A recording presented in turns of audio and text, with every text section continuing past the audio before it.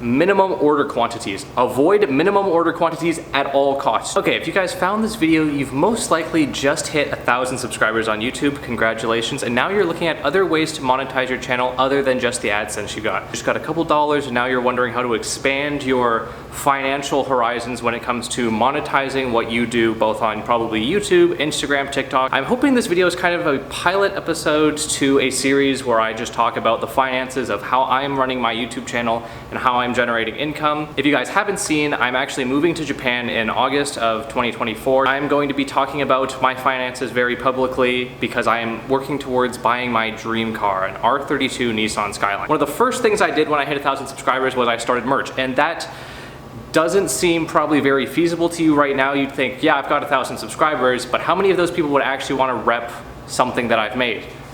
This is something that I've made. And to be honest, probably not a lot. If you have 1,000 subscribers, you are probably very niche, and the odds of you having a core, loyal fan base that will actually buy merch is very small. So now you need to start thinking about how do you start this and be profitable. Because you can start merch. You could start merch right now, but you couldn't be profitable necessarily. And I'm going to talk about a few things that I did that ensured that I would be profitable even with a very small amount of orders initially. First, very big, super important thing is minimum order quantities. Avoid minimum order quantities at all costs. You cannot afford to have a minimum order quantity. You cannot afford to buy 25 of this item or 50 of this item. So you need to work with DTG, direct to garment printing. There's kind of three big printing formats that I know of for t-shirts, and first is a thermal based. This is basically iron on. It can be done in a very professional setting with a big press and some pretty good transfer vinyl, but in essence, that stuff's trash. That stuff will wash off and clog up your dryers. That's not ideal. Do not go with a thermal-based printing. If you're looking at people locally, which I recommend, you need to look for DTG. I put silk screening at the very top, but silk screening also is going to have a minimum order quantity because they have to make essentially like a dye so that they can wipe on their silk screen. But DTG, all you need to send them is a file. Now, I use a local DTG company, so what these people do is I went in and talked in person with them. So I said, hey, this is what I'm doing. I have a YouTube channel. I want to do a very small order quantity of some limited run stuff. Can you guys do that? And they said, yes, absolutely. With DTG, there is no minimum order quantity because all they do is they plug a file into their printer, they put their garment down, they're blank, and then they just print straight onto it. So this is ink. This is not any sort of thermal adhesive, it's not silk screening, it's ink. So this will kind of wear like an old band t-shirt, if you guys know what I'm talking about. Those black band t-shirts that are kind of faded? This will wear like that. It won't peel up, the edges won't start to come off. So for something that has a minimum order quantity, I love this. And then I felt all of their blanks, a bunch of different garments, a bunch of stuff they recommended, and I ended up with this. This is Lane 7. This is a super, super nice, comfortable fit. It's got a tight neckline. You can see that this is stitched and got a thick collar in a way so that it doesn't start to sag over time like those Gildan t-shirts will come way down here. This stuff should last quite a long time. And it is a more premium blank.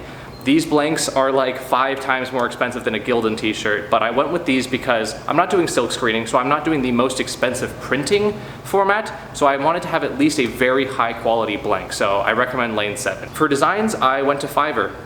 I told a Fiverr artist exactly what I wanted. Before I put in an order, I was texting with them for an extensive amount. I said, this is exactly what I would like. Are you able to do this? And they said, yes, I'm confident I can do something exactly like what you envision.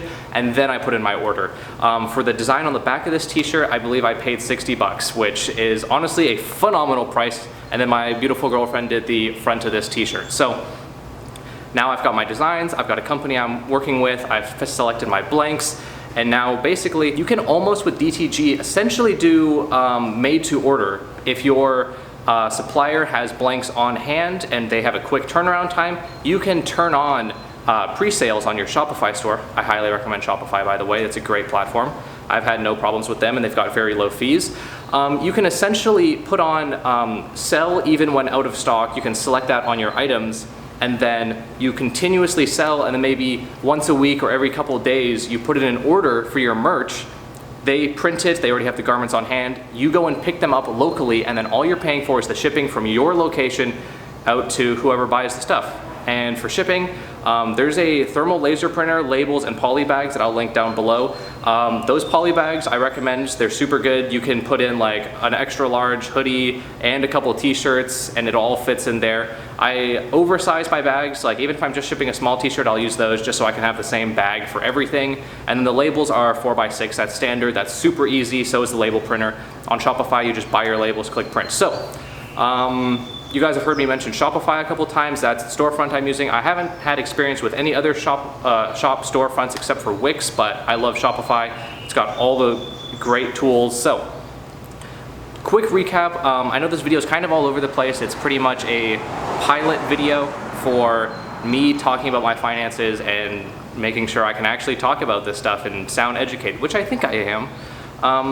So I chose a very high quality blank from a local distributor. I chose a DTG printing and got designs off of Fiverr that I think really well represent my brand and what I'm trying to do. And then I ship out everything from my location personally through my Shopify store. I get orders in, I pack orders, I ship them in poly bags with thermal labels, and then I just drop them off at USPS. For shipping labels, you buy those off of Shopify. So once the order's put in, Shopify has the address and then they create a shipping label that you then purchase, and that amount's just deducted from your Shopify monthly bill. And then for the like website domain and everything, that's also all done through Shopify. So big upfront costs you want to avoid. That's why I did this the way I did, because I didn't want to spend, $1,000 buying 500 t-shirts and just having a huge stock. So I've got just enough stock for, I believe, all of my orders. And yeah, I think that's pretty much it. But just to recap real quick, DTG printing, a high quality blank, a local manufacturer. I ship locally out of my location. I use a Shopify store. And yeah, I'll probably get more technical and talk about the exact printer and how the entire workflow works, but this is just a general overview of how I started to do merchandise at 1,000 subscribers. And the cool thing about this is that it is very easily scalable. So you have 1,000 subscribers now, you sell 5 t-shirts, whatever. As long as you're selling enough to cover the monthly Shopify fees, you're always gonna sell the t-shirts and the hoodies at a profit, so you don't have to worry about that. And then you've got your upfront cost for your thermal laser printer, which is, there's an Amazon link down below, that thing's pretty inexpensive, as well as poly bags and labels.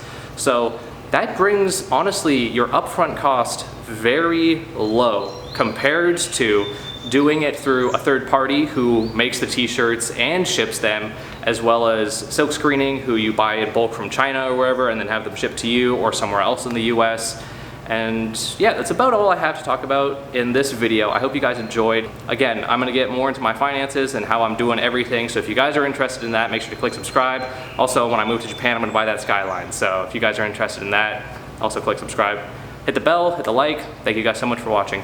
Peace.